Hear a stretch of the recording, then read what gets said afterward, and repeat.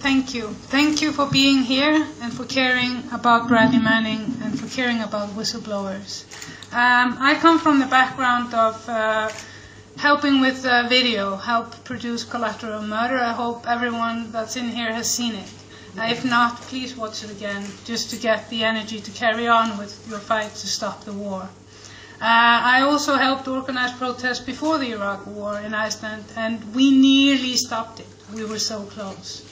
And this is precisely the reason why I chose to help with the video. It was my task to look through every bit of the video to pull out the stills, so that the journalists would actually have the correct stills, because we knew that this would be probably the most important global story we could provide to you.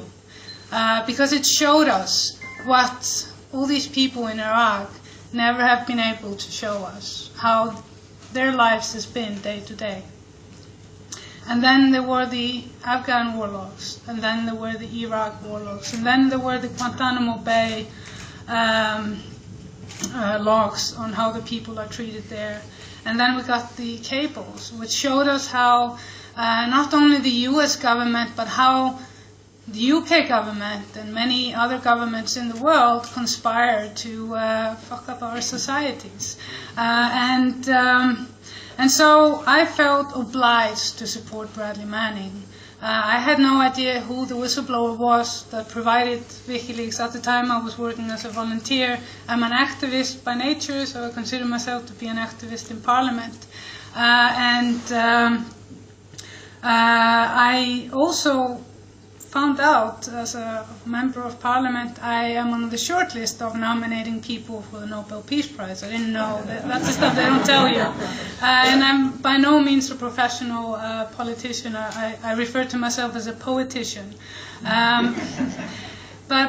So I nominated Bradley Manning a year and a half ago. I got 2 other MPs from the Icelandic Parliament. And then this year I got 6 people to nominate him. And it's not only me. There were 2 Icelandic MPs, and then I got 2 MPs from the European Parliament for the Pirate Party, and 1 previous minister from Tunisia. So, and then Norman came, and there's also been other people. In particularly Payday here in the UK was exceptionally supportive of this nomination and helped me get support from people like Dario Fo and others for last year's nomination. So it's been an ongoing project, and I'm very, very thankful for the 100,000 signatures. I'm not necessarily a big fan of the Nobel Peace Prize, but I feel there have been people that I respect that have received it. So let's not forget that there are 10 to every Henry Kissinger that they give the prize to.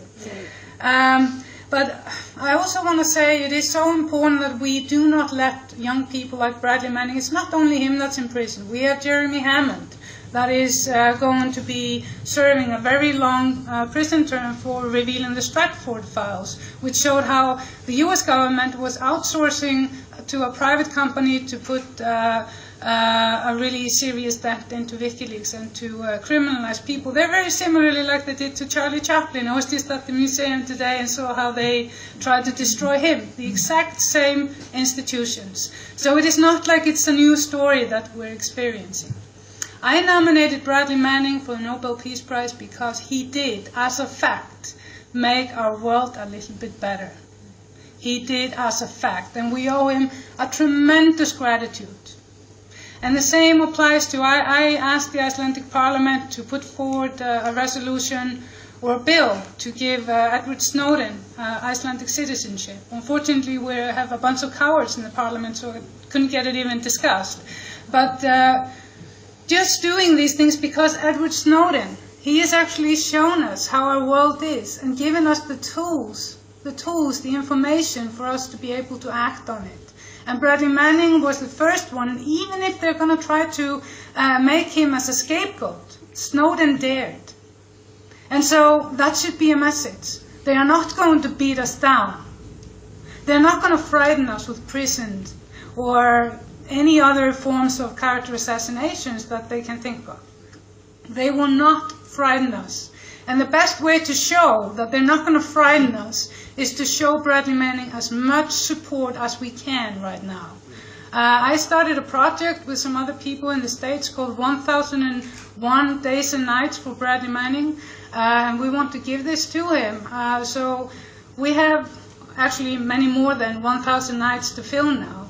We want to make an ongoing living project where we can actually show Bradley Manning our gratitude, so that he will feel that he's not forgotten once he's starting to serve his lifetime sentence. That's a good way, a good tool. But another thing is, I've been a part of the Bradley Manning Support Network since day one, is that we have to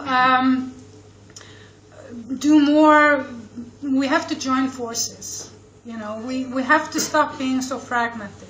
So let's just focus on what we can do together to support Bradley Manning, to support Jeremy Hammond. He really needs us as well. And Barrett Brown, and of course Snowden, we need to keep an eye on him, and of course Assange. So with that note, I just want to thank everybody that is willing to sacrifice a little bit of their time, and I'm asking you to spend more time to fight for whistleblowers. Just a little bit, 5 more minutes a day. Thank you very much.